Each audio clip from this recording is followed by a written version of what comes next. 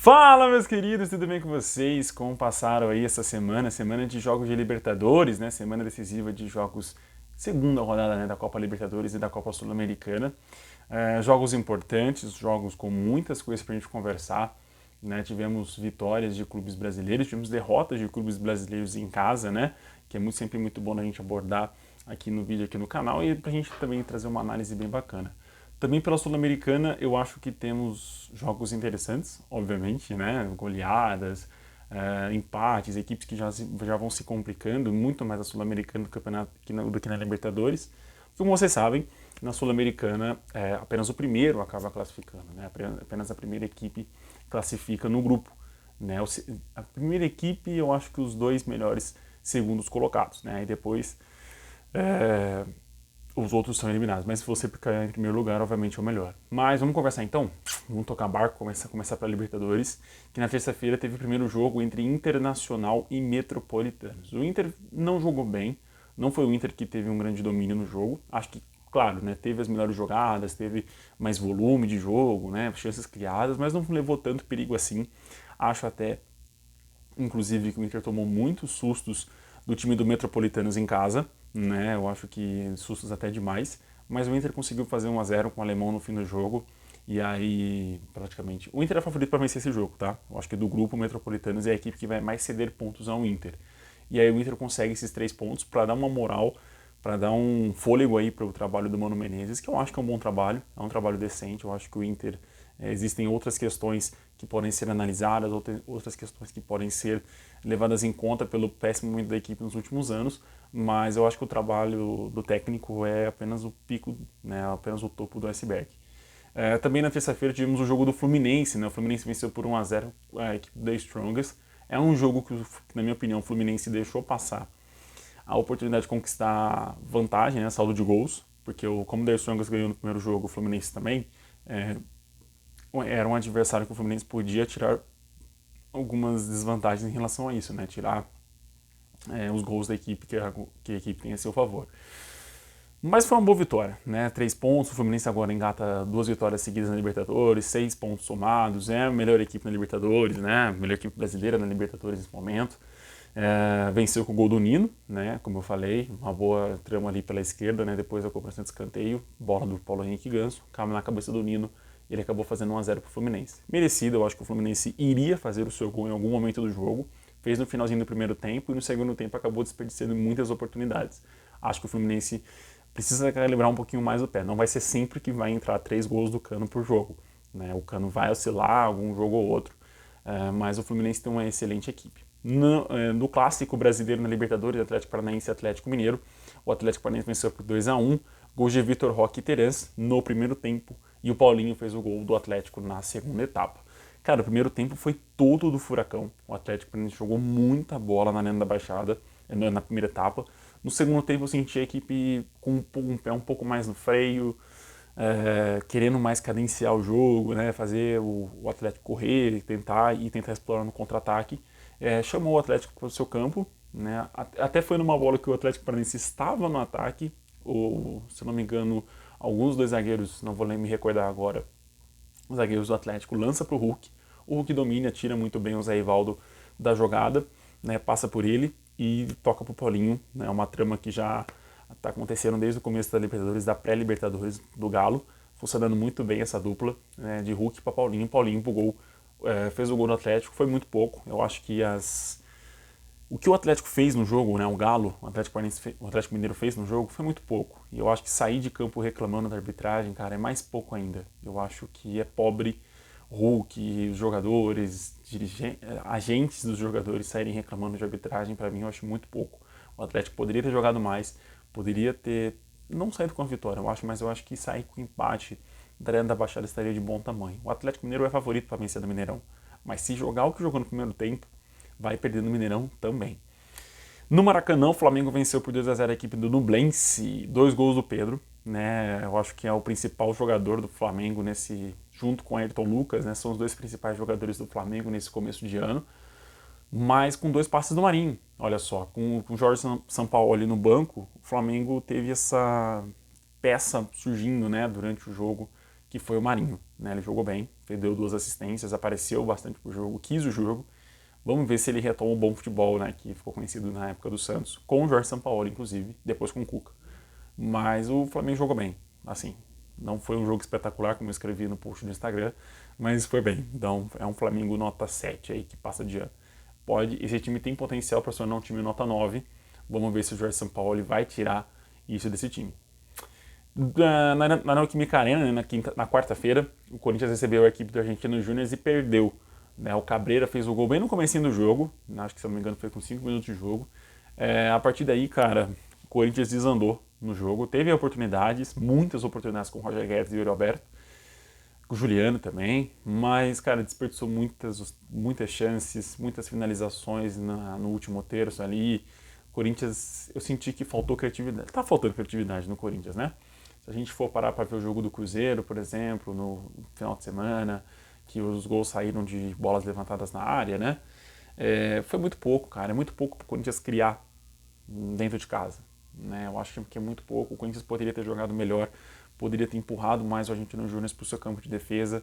No segundo tempo a equipe até fez isso, mas com muita bola levantada na área e você só vai consagrar a defesa adversária. Eu acho que o principal quesito, né, quesito que se formam os zagueiros na Argentina são para anti-jogo aéreo, né?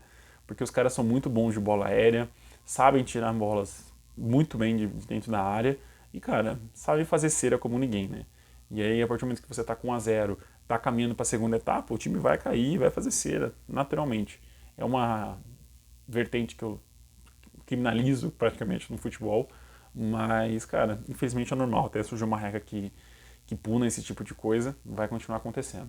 Mas eu acho que o Corinthians mereceu perder esse jogo. Dos brasileiros, o Corinthians foi a única equipe que realmente mereceu perder, né, na Libertadores. O Atlético, por mais que tenha feito o primeiro tempo ruim, né, no segundo tempo até tentou se reencontrar na partida e poderia ter saído com um empate. Eu acho que o empate seria mais justo pelo que as duas equipes apresentaram no jogo.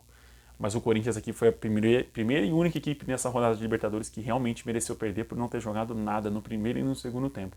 Tanto que Fernando Lázaro, né, deixou o comando da equipe, né, foi afastado do comando da equipe, né, mais técnico do Corinthians, vai continuar como analista de desempenho, e o Cuca foi contratado. E já adianto para vocês, nesses 30 segundos que eu vou falar aqui desse cara, sou contra o Cuca estar sendo técnico, ter espaço como técnico de futebol. Você está premiando um criminoso. Tá? Eu acho que criminosos podem ser reabilitados, tem toda essa possibilidade, mas eu acho que até ele se responder e a justiça for feita realmente, eu acho que não tem espaço para isso. A gente não pode dar muito holofote para isso, para criminosos nesse sentido, né? Fechou. Vamos falar do último jogo da Libertadores, Palmeiras e Cerro Porteño. O Palmeiras venceu por 2-1 no Morumbi, né? O jogo não pôde ser realizado no Allianz Parque por conta de shows. Venceu por 2-1 de virada a equipe do Cerro Porteño. O Cerro Porteño saiu com gol de vantagem do Bobadilla ainda na primeira etapa, bem no comecinho da primeira etapa. E no primeiro tempo o Palmeiras ainda tomou alguns sufocos e demorou para começar a criar jogadas e empurrar o Cerro Porteño para o seu campo de defesa. E quando isso aconteceu, mano, esquece. O Palmeiras passou a dominar do começo ao fim do jogo, com muitas oportunidades criadas, né, com o Dudu, com o Endrick, principalmente o menino jogou muito bem, com o próprio John, né, que moleque também da base jogou bem. Os meninos do Palmeiras jogaram bem, tá? Endrick, John, o próprio Vanderlan na lateral esquerda.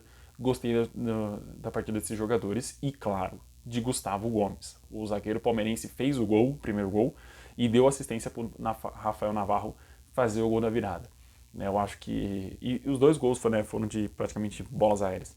O Palmeiras teve que usar esse método para furar a defesa do Cerro Porteño, que estava muito bem postada e conseguindo encurralar muito bem os jogadores do Palmeiras.